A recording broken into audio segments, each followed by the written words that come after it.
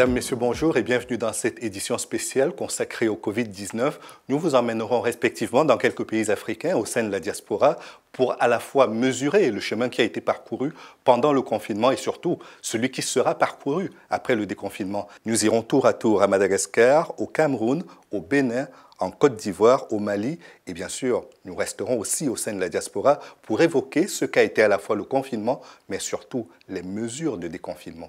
Dans cette période de psychose planétaire liée à la pandémie à coronavirus, une lueur d'espoir s'est allumée dans l'océan Indien avec la tisane CVO qui permet de prévenir, voire de guérir les personnes atteintes de Covid-19. Sur la situation à Madagascar et le remède produit par l'Institut de recherche malgache appliqué, le reportage de Gaël Borgia. 20 mars 2020, après plusieurs jours de suspense, le verdict tombe. Les 3 premiers cas de coronavirus sont arrivés à Madagascar. Tous les lieux publics sont immédiatement fermés. Douche froide pour ces noctambules d'Antananarive venus assister à un concert. Nous sommes tristes et vraiment très touchés d'apprendre que le coronavirus est arrivé à Madagascar. On encourage tout le monde à prier car il n'y a aucune solution à part Dieu.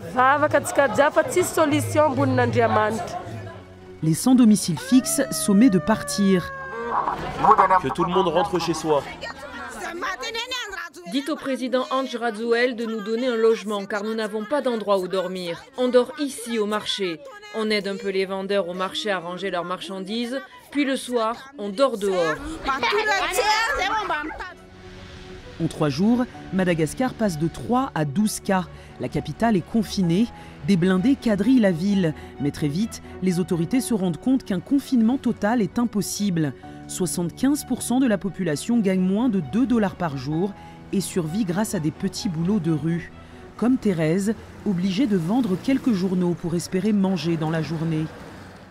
Même si j'ai peur de la maladie, je n'ai rien à manger, donc je dois travailler. La vie est dure.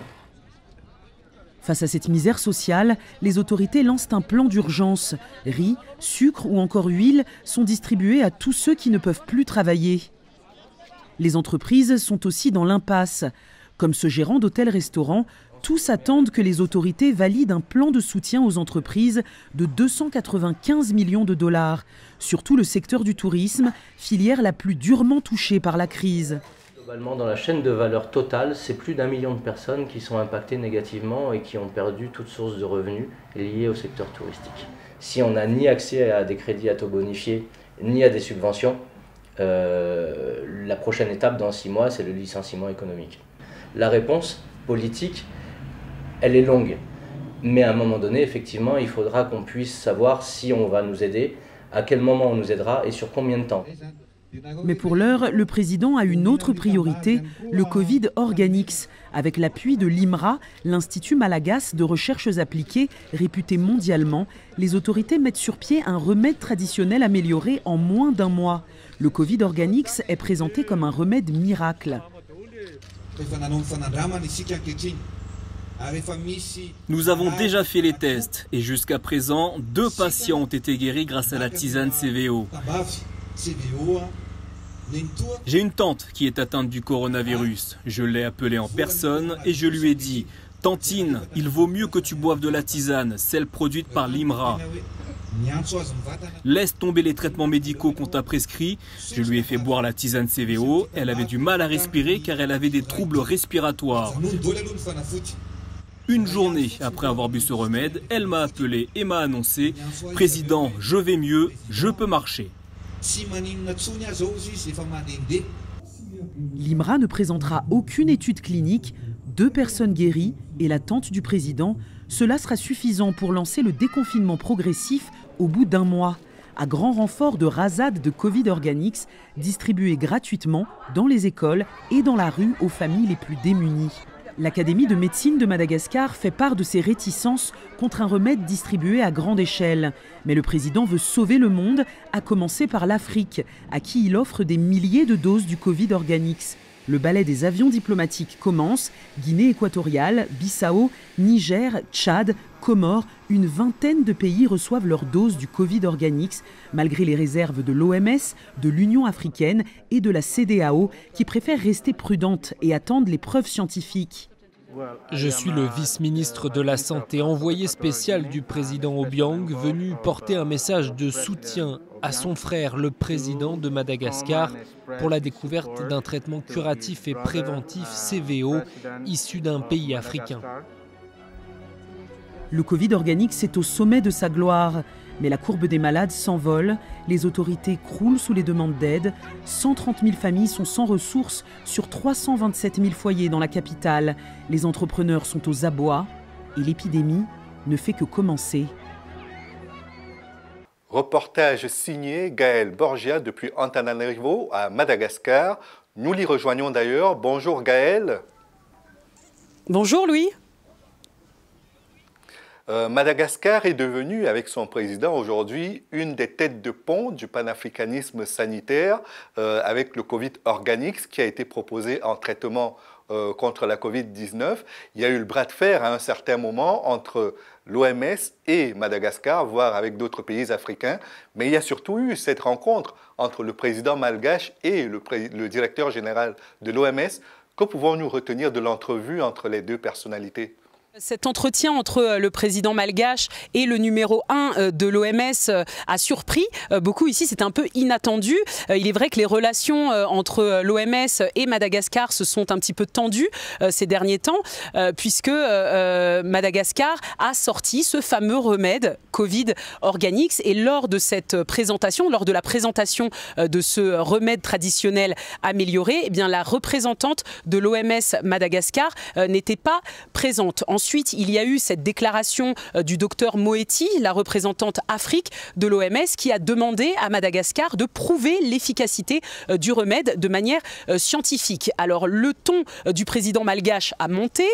Il a déclaré qu'aucune organisation ne l'empêcherait d'avancer. Alors, depuis, les relations se sont adoucies, visiblement, puisque Madagascar va faire partie du Solidarity Trial, exactement, qui est en fait un programme d'études cliniques d'envergure internationale. Et dans le cadre de ce programme, eh bien, le Covid Organics sera testé, ainsi qu'un autre médicament injectable qui a été annoncé par le président. Et en termes de satisfaction, le président malgache peut être satisfait également du soutien que ses pairs africains lui ont apporté. Est-ce qu'on peut dire qu'il sort de ce bras de fer avec l'Organisation mondiale de la santé renforcé dans son positionnement ?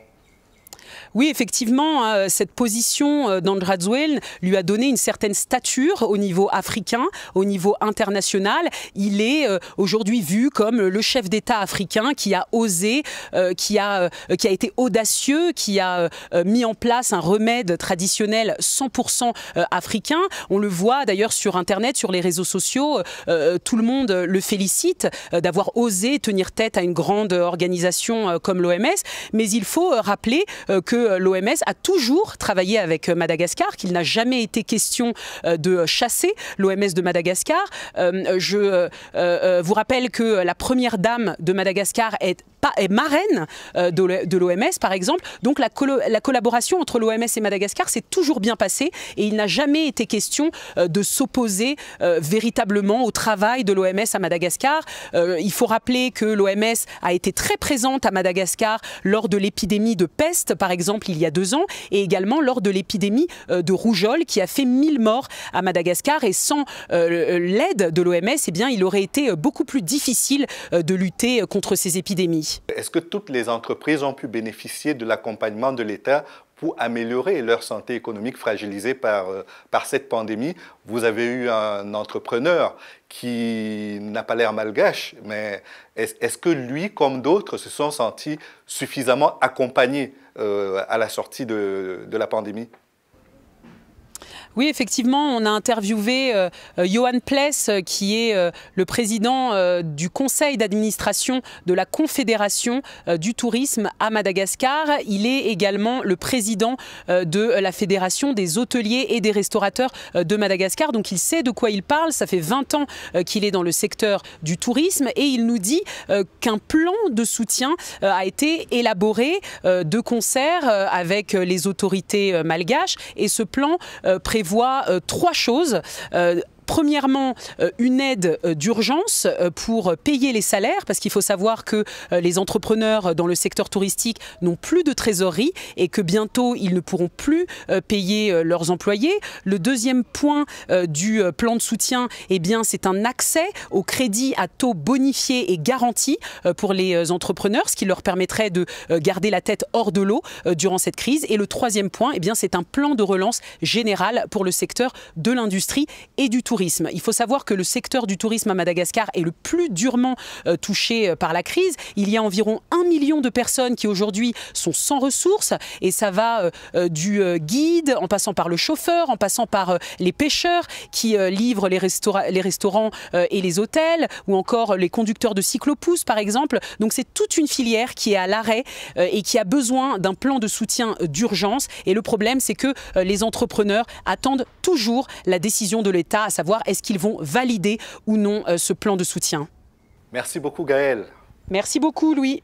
Depuis que le Cameroun a détecté les premiers cas de Covid-19 sur son sol, la parole du chef de l'État a été portée par le Premier ministre. À l'occasion de la fête nationale du 20 mai, le chef de l'État camerounais s'est exprimé pour la première fois. Les festivités liées à la célébration du 20 mai ont été annulées. Quant au dispositif de lutte contre la pandémie, il a été très sérieusement allégé. Le reportage à Douala de Valgadine Tonga et de Jules Epo. Depuis la survenance du Covid-19 au Cameroun et les mesures gouvernementales pour contenir l'épidémie, les entreprises broient du noir. À défaut de mettre la clé sous le paillasson, certaines structures mettent les employés en chômage technique. Cas de la chaîne de télévision privée Canal 2 International, elle a réduit de son effectif 71 employés. On pourrait préconiser déjà aux entrepreneurs de réduire l'effectif de travail, l'effectif, en permettant par exemple, je vais prendre un cas tout simple, vous avez un effectif de 10 employés, vous allez permettre à ces employés de venir travailler en vague de 3 et permettre juste un rallongement du temps de travail. L'un des secteurs les plus touchés est bien l'hôtellerie. Ici à Douala Rabinga Hotel, le ciel est couvert. L'établissement n'a plus d'hôtes à qui exposer ses 4 étoiles. L'image du parking jadis pris d'assaut par les clients relève aujourd'hui d'un glorieux passé. C'est catastrophique, vraiment catastrophique, parce qu'avec le Covid qui sévit, nous avons les frontières fermées, nous avons les activités économiques dans le pays pratiquement à l'arrêt.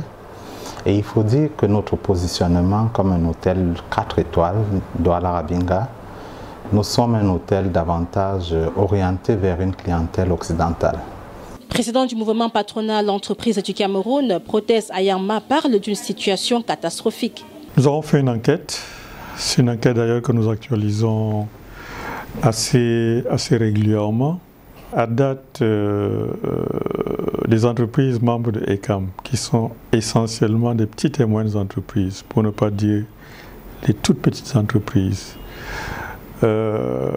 déclarent connaître des pertes allant de 50% à 100%. C'est-à-dire qu'il y a des entreprises qui ont été obligées de cesser leurs activités. C'est justement pour desserrer les taux autour des entreprises que le chef de l'État, Paul Biya, a pris le 30 avril dernier 19 mesures dites d'assouplissement et de soutien.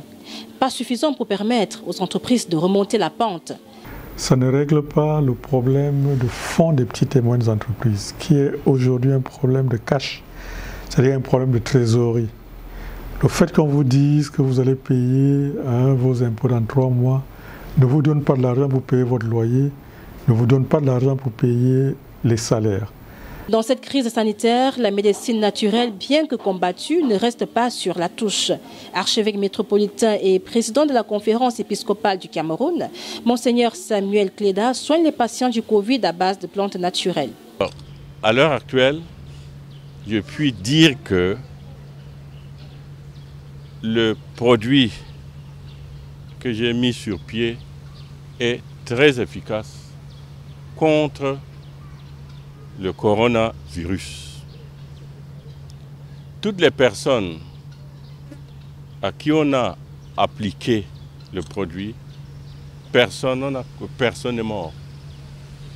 Même dans les personnes qui étaient déjà, dont l'état était déjà bien avancé, toutes ces personnes ont retrouvé la santé. La pharmacopée camerounaise fait preuve d'ingéniosité dans la recherche des produits pour combattre le virus. Les spécialistes de la médecine naturelle vont jusqu'à refouler les offres proposées par les organisations internationales comme l'OMS. Diplômé en médecine orthomoléculaire dans l'État d'Ohio aux États-Unis, le Camerounais Dr Charles Hobson a par la suite développé ses connaissances aux côtés de son mentor Dr Linus Pauling, fondateur de la médecine orthomoléculaire, couronné par 2 prix Nobel. Non, je ne pense pas qu'on a besoin d'un vaccin en Afrique. Vous savez, l'Afrique regorge énormément de plantes médicinales qui peuvent permettre aux gens de créer ce qu'on pourrait appeler une immunité collective acquise. C'est-à-dire qu'une immunité qui peut permettre aux gens de se prémunir contre les virus. On n'a vraiment pas besoin de vaccins. Il faut simplement une discipline et essayer de sensibiliser le maximum de personnes possible pour qu'ils puissent suivre un certain nombre de régimes. Ce sirop, qui est un sirop complet, nous n'avons pas attendu Didier Raoult pour le faire. Donc, cette solution-là a été utilisée en Chine. Personne ne le sait parce que les Chinois n'ont pas partagé leurs informations avec le monde entier. Mais nous avons dans nos réseaux des médecins orthomoléculaires à travers le monde, y compris en Chine, qui ont utilisé des protocoles orthomoléculaires et qui ont partagé ça dans nos réseaux. Et c'est ce qui nous a permis de choisir ces plantes-là. La crise du coronavirus a également eu raison de la plus grande célébration du peuple camerounais. Il s'agit de la fête de l'unité nationale qui se célèbre tous les 20 mai. Le président de la République a annulé toutes les festivités y relatives. C'était un reportage à Douala de Valgadine Tonga et de Jules Epo que nous retrouvons justement sur les berges du fleuve Vouri. Bonjour Valgadine. Bonjour Louis Magloire. Le président Biya a fini par s'exprimer. Son discours était très attendu. Qu'en avez-vous retenu très précisément ? C'est vrai que le discours du chef de l'État était très attendu parce que ça fait très longtemps qu'il ne s'était pas exprimé au peuple camerounais. On retient du discours du président Biya que, et il a insisté là-dessus, il faut l'union sacrée, que l'on soit leader religieux, que l'on soit chef traditionnel, que l'on soit surtout homme politique, de l'opposition surtout. Il faut l'union sacrée derrière les forces vives du Cameroun, derrière les forces gouvernementales pour lutter contre le Covid. Il a vraiment insisté là-dessus. D'accord. Et dernière question, est-ce que vous avez l'impression, parce que ces dernières années, on a remarqué qu'il y avait beaucoup de médicaments qui étaient de faux médicaments et qui étaient vendus au Cameroun. La médecine traditionnelle a apporté sa part dans la lutte contre la Covid-19. Est-ce que cet apport de la médecine traditionnelle l'a réconcilié avec la population camerounaise? C'est vrai que dans son discours, le chef de l'État, à la chute vraiment de son discours, il a dit qu'il encourage la recherche d'un traitement endogène. Bon, traitement endogène, est-ce que ça veut dire traitement de la médecine naturelle? Est-ce que c'est une fleur qu'il jette aux pratiquants de cette médecine-là? On ne sait pas vraiment, mais bon, l'espoir a commencé un peu à naître avec ces deux mots-là, traitement endogène. Merci beaucoup Valgadine. Alors que le Bénin amorce une reprise des activités après les mesures de restriction adoptées par le gouvernement pour protéger les populations de la pandémie, le secteur de la médecine traditionnelle n'a pas ménagé sa peine pour lutter contre cette nouvelle pandémie. La nouvelle urgence du pays, éviter la crise économique en permettant une relance globale des activités. Le reportage à Cotonou de Romaric Montchebi et Édouard Quintogandou. La reprise progressive de la vie et des activités économiques au Bénin a été décidée en Conseil des ministres le 6 mai 2020. Dans le cadre de la lutte contre la pandémie de Covid-19, il s'est avéré nécessaire de favoriser le retour progressif au cours normal de la vie et des activités économiques. Et le bilan du coronavirus est passé depuis le 14 mai à 339 cas confirmés, dont 254 sous traitement, 83 guéris et 2 décès. Une situation qui replonge dans les réticences affichées à l'avènement du Covid-19 il y a environ 2 mois déjà. Le Bénin n'a pas des personnes âgées qui se trouvent dans des maisons conçues à cet effet. Les gens très tôt ont eu la perception de cette pathologie à travers le mode de vie, à travers tous les comportements, fut-il déviants ou autres, dont les gens sont restés dans ce postulat. Le pays est un pays à économie fortement informelle. Il y a même déjà une inflation qui est en cours. Vous savez que dans le secteur du tourisme aujourd'hui, des licenciements pour motifs économiques. On a déjà des réductions de revenus à 30, 40, voire 50%. Si les lieux de culte et de grands rassemblements, les débits de boissons, les minibus et bus de transport de personnes restent encore sous l'emprise de l'interdiction, les écoles et universités ont rouvert et le cordon sanitaire levé. Une reprise timide mais réelle dans les faits. Quelques parents étaient réticents, ils étaient arrivés sans les enfants, mais la plupart étaient là. Et chez nous, on a essayé de ne pas les aligner, on les a mis sous forme de damier. Bien avant, on a déjà le dispositif de lavage de mains. Il n'y a pas d'attroupement qu'on craignait au niveau des systèmes de lavage de mains. Dans notre établissement, nous respectons les mesures barrières. Le port de masque obligatoire. Nous ne nous serrons plus la main. Quand ils ont ouvert les écoles, je suis venue croyant que ça va changer, ça va être comme avant là, ce n'est plus comme ça. Les enfants te dépassent, ils rentrent dedans, ils n'achètent plus. Donc on gagnait par jour, par exemple, 10 000, on ne gagnait que 0 francs. Mais dès qu'on a repris les activités, ce n'est pas mal. De 10 000, au moins on gagne 1 000 francs maintenant. 1 500, 1 200, Le gouvernement renforce la riposte avec la distribution gratuite des masques dans les écoles et le dépistage systématique et progressif des enseignants, du personnel administratif et de services. En dépit des solutions de la médecine moderne à enrayer le Covid-19 et prônée par l'exécutif, l'approche des pratiques endogènes reste toutefois utile aux yeux de certains citoyens. Les graisses d'aloès, on peut prendre une cuillerée à soupe matin et soir pendant 3 jours. L'essentiel, c'est de renforcer son système immunitaire, la première des choses. La vitamine C, ça fait partie des micronutriments dont l'être humain en a besoin à tout moment pour renforcer son système immunitaire. Je prends par exemple le pamplemousse, le citron, le baobab, le kiwi, le véronia. C'est très important pour cette affaire de coronavirus. Consommons plus de protéines végétales, c'est-à-dire le vanson, le cassoulet, le haricot rouge, et évitons les aliments en conserve.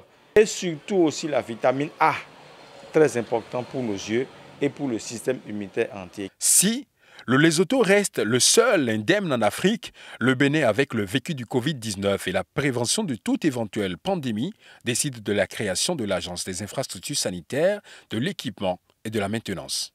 C'était un reportage à Cotonou au Bénin de Romaric Montchebi et de Edouard Kintogandou.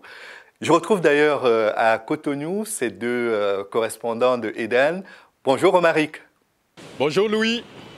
Les élections municipales se sont tenues finalement au Bénin dans un contexte politique et sanitaire très contesté. Quelles ont été les réactions des autorités, des partis et surtout de la société civile face à cette élection maintenue malgré la Covid-19 ? Au Bénin, c'est vrai que les élections communales et municipales de 2020 étaient annoncées pour le 17 mai. Et déjà, le point de vue de l'opposition par rapport à cette tenue des élections, c'était d'appeler massivement le peuple béninois au boycott vu la situation pandémique dans le pays.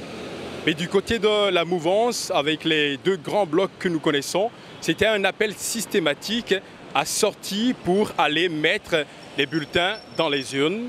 Et le gouvernement s'y est attelé parce que depuis le début de la pandémie, on a vu comment est-ce que les autorités sont restées dans une dynamique se battant tous les jours, se mettant ensemble dans leurs efforts pour que les élections soient vraiment tenues. Et puis la Commission électorale nationale autonome a mis les grands moyens, les mesures barrières ont été respectées, les dispositifs ont été convoyés à temps et effectivement, le 17 mai, on a eu quand même les élections communales et municipales au Bénin. Certains estimaient que tenir ces élections pouvait participer à aggraver la situation pandémique au Bénin. Est-ce que c'est le cas ? Je dirais que l'aggravation jusque-là n'est pas encore établie, que ce soit dans les chiffres, que de façon exponentielle, de façon à diminuer quand même les résultats ou les données. Jusque-là, on n'a pas encore de sortie officielle ni de l'opposition, ni de la mouvance, ni de la société civile pour se prononcer sur cette aggravation qu'on pourrait peut-être présumer. De toute façon, jusque-là, on note quand même de l'apaisement au niveau du Bénin et avoir la participation d'ailleurs qui a été un des éléments qui montre que les Béninois sont restés fervents, sont restés positifs, que la pandémie n'allait pas avoir d'effet sur eux. On a eu 49,14% de taux de participation à comparer aux élections communales de 2015 qui ont affiché 57%. Et entre les deux, on a eu les législatives de l'année dernière, 2019, qui ont quand même donné 27%. Donc à comparer quand même à ces chiffres, on peut estimer qu'il y avait plus de peur que de mal. On attend que les sorties officielles soient établies par rapport à l'aggravation ou non de la situation pandémique au Bénin. Dernière question, Romaric. C'est l'impact économique de la pandémie, à la fois sur le commerce, sur les recettes de l'État. Est-ce qu'il y a des mesures d'accompagnement qui ont été prises et de quelle nature sont-elles? Ont-elles déjà commencé à être déployées sur le terrain? La situation économique, dans cette situation, je dirais, de la pandémie du coronavirus est quand même exposant quelques difficultés sur les activités économiques. Il y a la baisse des demandes à l'exportation, c'est de façon générale. Et déjà, le Fonds monétaire international a estimé que la croissance économique au niveau du Bénin, qui était de 7% en 2019, allait s'établir autour de 3,2%, ce qui montre qu'il y a vraiment un malaise. Et également, au niveau des dépenses de santé, on a vu quand même qu'il y a une certaine croissance. Le bilan de l'investissement pour coronavirus s'établit à 1,7% du produit intérieur brut. Et c'est sans compter avec les mesures que le gouvernement a quand même prises d'accompagner, de soutenir de façon systématique, de façon ciblée et provisoire les entreprises qui sont affectées par la situation. Merci beaucoup, Romaric, et bonne journée. Bonne journée, Louis. Après 2 mois de mise en berne des activités, la Côte d'Ivoire a sensiblement allégé son dispositif anti-Covid-19. Même si les lieux de culte et les maquis ont rouvert, la prudence reste de mise. Le reportage en Côte d'Ivoire de Paul-Richard Aolia et Angelex Willy. En Côte d'Ivoire, suite à l'évolution de la pandémie à coronavirus 2 mois après son apparition, le gouvernement a décidé de lever le pied sur certaines mesures le 7 mai dernier. Dans un premier temps à l'intérieur du pays où aucun cas positif n'a été déclaré depuis le 21 avril. Toutefois, au cours de ces rassemblements, les mesures de distanciation physique et de protection devront être scrupuleusement respectées. Les nouvelles mesures prises après la tenue d'un Conseil national de sécurité présidé par le chef de l'État, Alassane Ouattara, se sont étendues une semaine plus tard à tout le Grand Abidjan, qui concentre la quasi-totalité des cas positifs, couvre-feu, la réouverture des lieux de culte, des maquis, des restaurants et une possibilité de rassemblement de 200 personnes dans le strict respect des mesures barrières. Notamment, le lavage régulier des mains au savon ou avec une solution hydroalcoolique, le port du masque et la distanciation physique d'au moins 1 mètre, étant entendu que les hôtels restent ouverts. Néanmoins, les lieux de spectacle, les cinémas et boîtes de nuit demeurent fermés jusqu'au 31 mai dans la capitale économique et sa région qui est toujours isolée du reste du pays. Avec des contrôles de sécurité et des contrôles sanitaires au point de sortie. Toutefois, au regard des difficultés rencontrées et de la levée de certaines mesures de restriction du Grand Abidjan, l'attestation de tests négatifs à Covid-19 pour l'obtention de l'autorisation de sortie vers l'intérieur n'est plus exigée. Dès vendredi, les mosquées ont recommencé les prières, suivies des églises le dimanche dans le strict respect des mesures barrières. 2 mois à la maison, ça n'a pas été facile, mais aujourd'hui Dieu a fait grâce. On a respecté les mesures, nous nous lavons les mains, nous avons mis les 1 mètre de distance comme l'État nous le demande, nous l'avons fait. C'était quand même lourd. Parce que pour nous qui avons l'habitude de nous lever très tôt, venir dans la présence de Dieu, rester à la maison comme cela. Bon, on essayait de faire un peu avec les cultes en direct sur les chaînes de télé, mais ce n'était pas du tout facile en tout cas. Ce fut un ouf de soulagement pour les restaurateurs, les tenanciers de maquis, ces gros employés dont les activités génèrent un rendement considérable, mais également pour les Abidjanais connus pour leur goût de la nuit.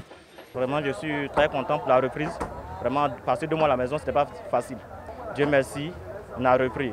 Vraiment, avec la reprise, un peu les clients commencent à venir. Il y en a qui essaient de ne pas respecter, mais on les met dans le rang. pour les innocents, c'est la vie. Celui qui ne respecte pas, nous allons fermer. L'autorité, c'est l'État de Côte d'Ivoire qui nous a dit, c'est dans votre domaine d'activité, si quelqu'un ne respecte pas, qu'est-ce qu'on fait? On lui dit de fermer, parce que pas à cause de toi, nous on fermé. La vie reprend des plus belles. Pour les spécialistes, l'État n'avait pas d'autre choix que d'alléger les mesures sous peine de crise humanitaire. Mais il faut également faire face à l'indiscipline. Les États veulent anticiper la sortie des crises en mettant la balle dans le camp des citoyens. Dans le camp des citoyens qui doivent comprendre qu'on n'a pas gagné la guerre. On ne l'a pas gagnée, on n'est même pas en passe de la gagner pour l'instant. Il faut simplement continuer de demeurer responsable, continuer de respecter les mesures. J'avoue que c'est difficile parce que beaucoup en Afrique, et particulièrement chez nous en Côte d'Ivoire, beaucoup pensent que la maladie, en fait, c'est pour les autres. Ou alors, c'est une maladie occidentale. Dans le milieu scolaire, les établissements d'enseignement primaire, secondaire et supérieur reprendront les cours à Abidjan ce lundi 25 mai. Ceux de l'intérieur ont déjà repris le chemin de l'école depuis le 18. Des convois ont donc été organisés dans la foulée pour faciliter le retour de près de 20 000 élèves et enseignants restés bloqués dans la capitale économique ivoirienne. Mais force est de constater que ce n'est pas chose facile. Après l'enrôlement, on a reçu des SMS pour notre départ effectif. Donc on a répondu à l'appel. Depuis 5 heures, nous sommes là. Ça fait au moins 3 heures qu'on est planté au soleil. 2 organisations. Hein? Alors ça veut dire quoi ça? On est fatigué. Le transport passé de 8 000 à 12 500. C'est pas normal. Le processus pour avoir son ticket de transport relève d'un véritable parcours du combattant, souvent au mépris des mesures barrières. Le rang avance timidement. On ne sait pas si on pourra partir aujourd'hui. Vous-même, vous constatez avec nous que la distanciation n'est pas respectée. C'est un problème même qui est vraiment inquiétant. Parce qu'on est nombreux, on est plus de 50 personnes ici. Donc c'est inquiétant. On a peur même de prendre même la maladie ici. Dès le début de la crise, le gouvernement a lancé un vaste plan de soutien économique et humanitaire à travers plusieurs fonds d'appui. Les PME ont commencé à recevoir leurs chèques, mais ce sont 40 milliards qui sont pour le moment disponibles sur les 150 milliards de francs CFA annoncés. Et la lenteur administrative semble être un frein à l'opération. Il nous faut véritablement faire une étude un peu plus complète, un peu plus élargie pour voir l'impact. Et les fonds ont été débloqués par le gouvernement, il faut saluer cela. Maintenant, il faut voir comment est-ce que ces fonds seront suffisants, à quel secteur sera prioritaire. Ce sont les grandes questions pour la prochaine étape. Du côté des populations, l'aide aux plus démunis estimée à 170 milliards de francs CFA est entrée dans sa phase active. Malgré un allègement de certaines mesures, l'état d'urgence est toutefois maintenu en Côte d'Ivoire et les frontières restent fermées jusqu'au 31 mai. La fin de la crise semble encore loin car le pays enregistre plus de 1000 cas actifs au coronavirus pour 28 décès et une moyenne de 30 cas positifs par jour. C'était un reportage à Abidjan de Paul-Richard Aolia. Paul-Richard Aolia que nous retrouvons justement en direct. Bonjour Paul-Richard. Bonjour Louis. Est-ce qu'on peut aujourd'hui considérer que la pandémie de Covid-19 est derrière nous et que le taux de létalité en Côte d'Ivoire est véritablement en baisse? Oui, la Côte d'Ivoire continue toujours la lutte contre la maladie à coronavirus. Le pays enregistre encore plus de 1000 cas actifs à la maladie. 29 décès ont été signalés depuis le début de la crise, ce qui fait un taux de létalité autour de 1,2%. Mais il y a une semaine, le gouvernement a été obligé de lever certaines mesures restrictives afin de relancer l'économie qui était au ralenti, surtout pour les petits commerces. Les Ivoiriens recommencent à sortir, à fréquenter les restaurants et les maquis, mais pas toujours dans le respect des mesures barrières. Pour preuve, ces 3 derniers jours, le pays a enregistré de forts taux de contamination. Au moins 170 personnes ont été déclarées positives au coronavirus. Il faut aussi noter que les élèves et les enseignants qui étaient à Abidjan sont en train d'être renvoyés à l'intérieur du pays pour recommencer les cours. Ceux qui ont fait les tests à Abidjan n'avaient pas encore les résultats. Mais depuis quelques jours, les résultats sont en train de sortir et il y a déjà 2 cas positifs qui ont été signalés à l'intérieur, mais venant d'Abidjan. Ces cas seront rapatriés par les autorités sanitaires compétentes. Est-ce que vous avez fait appel en Côte d'Ivoire, Paul Richard, à la médecine traditionnelle comme on l'a vu dans certains pays africains? Les tradipraticiens sont très présents en Côte d'Ivoire. En début de crise, le président de la République a même fait un appel à la solidarité et à l'entraide afin que tous mettent la main ensemble afin de trouver un remède. Mais jusqu'aujourd'hui, on ne les voit pas sur le terrain. Aucun remède n'a été encore annoncé venant des tradipraticiens. Les malades sont encore traités à la vitamine C et aux antibiotiques. Cependant, dans les universités, les recherches continuent toujours. Et les étudiants d'une grande école à Yamoussoukro ont même mis sur pied un gel désinfectant. Donc on peut dire que c'est ce gel désinfectant qui est le seul remède pour le moment officiel qui a été découvert par les Ivoiriens. Au-delà de la reprise sanitaire, au-delà des mesures de déconfinement, est-ce qu'aujourd'hui l'État de Côte d'Ivoire se sent suffisamment fort à la sortie de cette pandémie pour affronter, pour reprendre son rythme de vie normal, celui qui était le sien avant la pandémie de Covid-19? La Côte d'Ivoire, qui est la locomotive de l'Afrique de l'Ouest, qui a un taux de croissance depuis plus de 6 ans à 2 chiffres, est obligée de revoir pour l'année 2020 son taux de croissance à la baisse. Ce qui veut dire que le pays sera vraiment impacté par la crise à coronavirus. Actuellement, le gouvernement songe plutôt à mettre sur pied un vaste plan de relance économique et sociale afin d'atténuer les effets de la maladie, que ce soit au plan économique, que ce soit au plan social, que ce soit au plan humanitaire. Lorsque la crise finira, le bilan sera fait, mais il faut dire que le pays sera fortement impacté par la maladie. Merci beaucoup, Paul Richard. Bonne journée. Merci, Louis. Le Mali fait partie des derniers pays africains à avoir enregistré des cas de contamination à la Covid-19. Le pic de l'épidémie n'a pas encore été atteint dans ce pays du Sahel qui a néanmoins décidé de la levée des mesures de couvre-feu. Le point de la situation à Bamako avec Assitan Diallo et Adama Diarra. À l'issue du Conseil national de défense du 8 mai 2020, le retour à une vie quasi normale se dessine peu à peu avec la levée du couvre-feu sur l'étendue du territoire national. Le Conseil national de défense du vendredi 8 mai 2020 a-t-il préconisé? Premièrement, le port obligatoire du masque dans les espaces publics. Deuxièmement, la prorogation jusqu'au 2 juin prochain de la fermeture des écoles primaires, secondaires et supérieures. Troisièmement, la levée du couvre-feu sur l'étendue du territoire national. Vraiment, ça a été tellement dur pour nous, on ne peut même pas s'expliquer sur ça.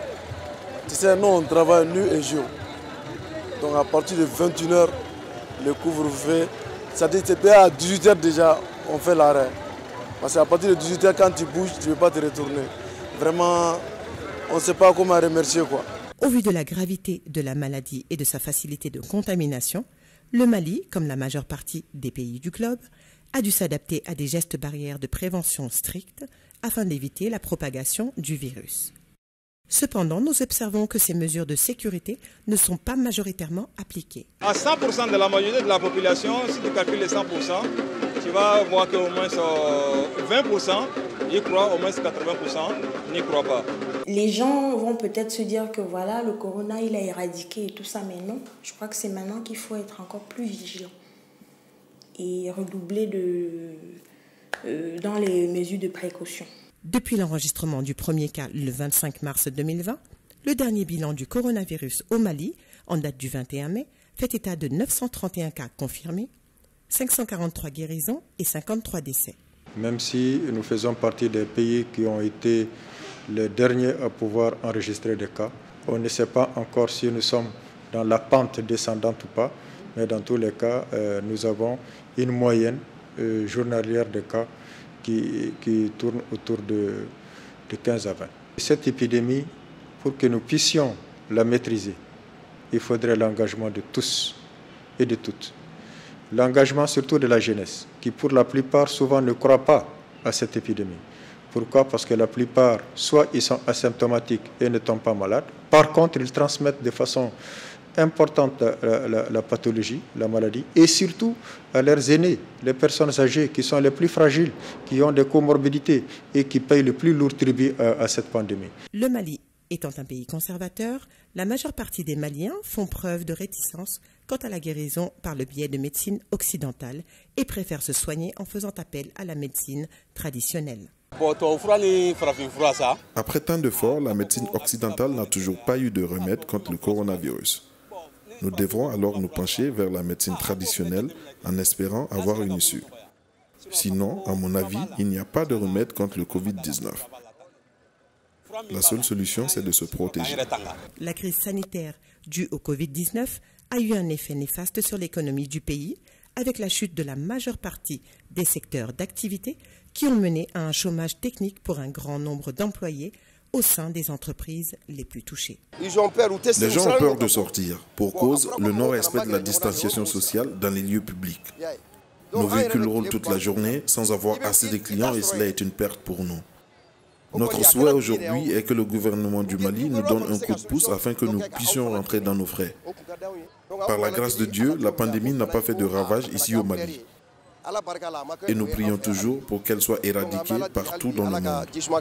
C'était Assitan Diallo et Adama Diarra depuis Bamako au Mali. Nous les y retrouvons d'ailleurs pour un commentaire sur la situation au Mali. Le Mali fait partie des pays qui ont décrété des mesures pour lutter contre le Covid-19, mais on a l'impression que ces mesures n'ont pas toujours été très respectées par la population. Qu'en est-il, Assitan ? Alors, effectivement, nous avons dû faire face, comme tout le monde d'ailleurs, à la pandémie du Covid-19 et des mesures barrières ont été instaurées comme partout dans le monde, à savoir le lavage des mains au savon ou au gel hydroalcoolique, la distanciation de sécurité d'1 mètre et le port de masque. Donc c'est vrai que ces mesures sont respectées dans la majeure partie, surtout en entreprise. C'est vrai que dans la vie de tous les jours, dans le quotidien des Maliens, dans les marchés et autres, c'est un petit peu moins de rigueur, mais on essaye vraiment de faire respecter les mesures au maximum. Hein. Mais est-ce qu'au niveau des autorités même, tout a été fait pour éviter qu'il y ait une explosion du nombre de contaminations ? Oui, au niveau des autorités, il y a eu beaucoup de... Alors, il y a déjà eu l'instauration du couvre-feu qui a été levé le 9 mai dernier, mais aussi les conseils donnés par rapport au confinement. Il n'y a pas eu de confinement à proprement dit, mais il y a eu beaucoup de conseils et il y a eu aussi la limitation des heures de travail qui ont été apportées en demi-journée et pour éviter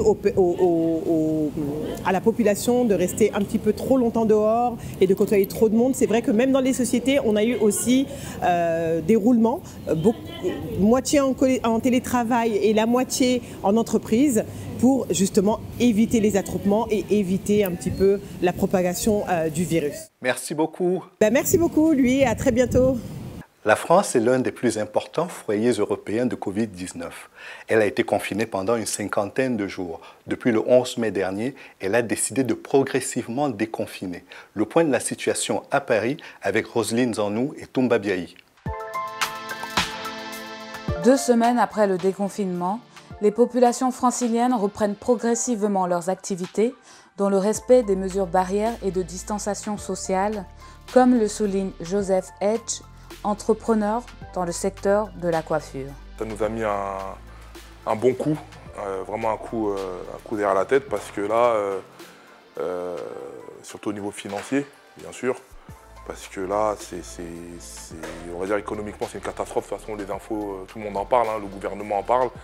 Et justement, ils ont mis en place certaines aides gouvernementales que pas mal d'entreprises doivent bien sûr bénéficier, mais pour l'instant, nous attendons que ces aides tombent.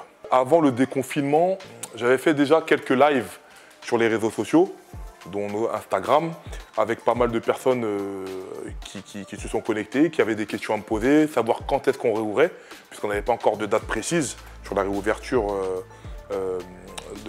des commerces, en l'occurrence coiffure. Donc l'ordre a été donné le 11 mai. Donc à partir de là, j'ai refait un live pour prévenir qu'on ouvrait le 11 mai. Et là, les questions fusaient, savoir au niveau, comment ça allait se passer au niveau hygiène, donc savoir si il devait venir avec des masques, savoir si on allait avoir du du gel hydroalcoolique, savoir si on allait avoir les visières. Donc j'aurais dit que oui, nous au niveau hygiène, nous serons prêts. La communauté nous a suivis et beaucoup de nouveaux clients aussi. Mais les anciens sont toujours là, sont toujours présents. Et je voulais d'ailleurs beaucoup vous remercier à tous d'être venus, vraiment de nous donner cette force-là. Parce qu'effectivement, c'est une période difficile. Le temps du confinement fut aussi celui de la cessation des activités économiques qualifiées par les autorités de non essentielles. Il faut faire une queue et après, au fur et à mesure que les clients sortent, en fait, nous on rentre. C'est bien. C'est la première fois que je vois là et franchement, j'avais un peu peur de venir.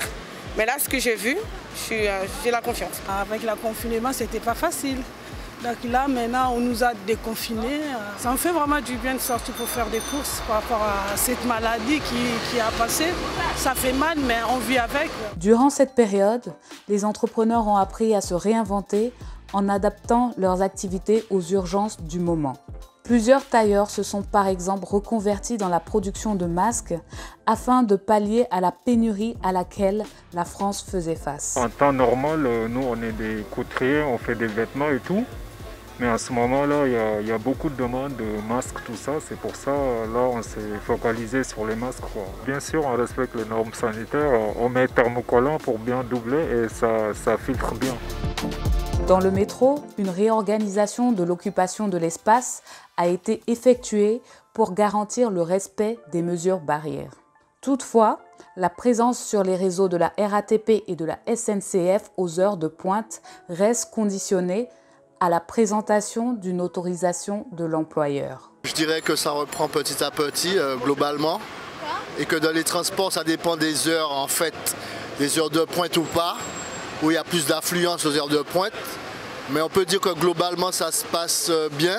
Les gens, ils respectent quand même plus ou moins les distances et les sièges vides, on va dire ça. La région est considérée comme une zone rouge, ce qui implique une vigilance sanitaire maximale. Dans plusieurs secteurs, comme dans celui de l'enseignement, l'heure est encore aux habitudes prises pendant le confinement. Les collèges, lycées et universités gardent leurs portes closes et 70% des écoliers franciliens continuent l'école à distance. Quelques parents ont tout de même accepté de remettre leurs enfants en classe depuis le 11 mai.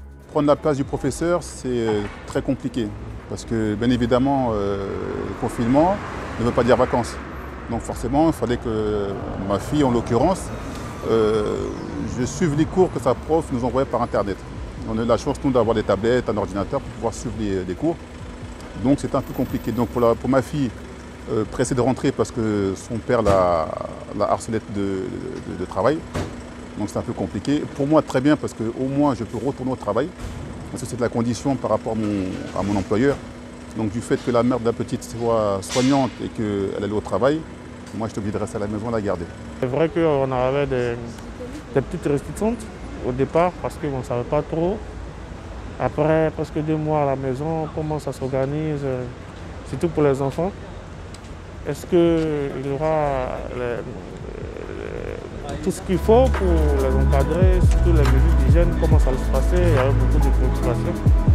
Et l'établissement nous a donné quand même les gages de bonne foi. Et que tout allait bien se passer. Ils nous ont même envoyé des mails pour nous donner un peu le chronogramme de comment les journées allaient se passer au niveau de l'école, au niveau de l'hygiène, au niveau des distanciations sociales en fonction de chaque classe. Et donc ça nous a quand même assez convaincus. Et voilà, c'est comme ça que j'ai décidé de l'envoyer à l'école. J'ai envie de vous dire une chose, j'attends pas après le gouvernement. J'ai eu la prof au téléphone pendant les 2 mois qui m'a assuré de la sécurité qu'ils mettra en place. Donc je fais confiance moi au service de l'école et c'est pour ça que j'envoie ma fille. Honnêtement, le gouvernement, si on attend après le gouvernement pour faire quoi que ce soit, on n'y arrivera pas. La reprise des transferts d'argent et bientôt celle du trafic aérien vers le continent permettra aux familles et proches de se retrouver. Ce sera aussi une occasion de mieux appréhender la dynamique économique du monde d'après. Nous avons rouvert depuis le 11 mai et les gestes barrières recommandés par le ministère de la Santé, nous les avons mis en application, notamment d'abord les distances de sécurité. Nous avons du gel là à l'entrée pour les clients. Et à chaque fois, nous insistons parce que les clients ne veulent pas toujours mettre le cache-nez. Donc à chaque fois, nous rappelons aux clients qu'il faut le mettre, c'est important. En attendant, la vigilance reste de mise. Un reportage à Paris de Toumba Biayi et Roselyne Zanou. Je retrouve d'ailleurs à Paris Toumba Biayi pour nous parler de la situation au sein de la diaspora africaine. Bonjour Toumba. Bonjour Louis. Aujourd'hui, on en est à une situation de reprise, ce qui signifie que cela n'a pas été aussi mauvais que cela. Est-ce qu'on a l'impression aujourd'hui que l'épidémie, la pandémie est derrière nous? Effectivement, Louis, le département Seine-Saint-Denis fait partie de ces zones sur lesquelles on s'est beaucoup inquiété au début de la pandémie. Mais sans vouloir stigmatiser une région par rapport à une autre, c'est toute l'Île-de-France, en tout cas, qui a été source d'inquiétude au niveau du respect des consignes décrétées par le gouvernement lors du confinement. Mais à partir du moment où un confinement généralisé a été décidé par le gouvernement à partir du 16 mars, toute la zone Île-de-France a été logée à la même enseigne et toutes les populations diasporiennes, aussi bien que les autres populations, ont dû s'adapter et surtout prendre le temps de respecter les mesures barrières qui ont été mises en place. Dernière question, c'est l'ouverture des frontières, parce que déconfiner, c'est aussi ouvrir les frontières. Certains pays ont commencé à annoncer les dates auxquelles les liaisons aériennes entre la France et eux reprendront. Est-ce qu'on a une idée de ce que cela peut représenter à la fois pour les Africains qui sont retenus ici en France et ceux qui voudraient continuer leur commerce ou leurs activités en France avec leurs partenaires économiques et commerciaux? Au niveau du trafic aérien, effectivement, il y a une reprise qui a été constatée. Donc l'espace Schengen qui était fermé pendant plusieurs mois a rouvert, ce qui permet une reprise du trafic commercial et aussi une reprise du trafic au niveau du tourisme sur la zone Europe. Pour les autres pays du monde, la reprise se fait progressivement dans les jours à venir, ce qui permettra notamment une reprise des activités commerciales avec les autres pays du monde et notamment les pays d'Afrique, ce qui permettra aux populations diasporiennes de pouvoir retourner auprès des leurs, rendre visite à la famille ou aussi reprendre certains échanges commerciaux qui ont été très affectés par cette pandémie et surtout par les mesures du confinement. Merci beaucoup Toumba. Merci beaucoup Louis. Merci d'avoir suivi cette édition spéciale consacrée à la Covid-19 et aux pays africains dans leur riposte face à cette pandémie. Merci également de rester en compagnie des programmes d'Eden.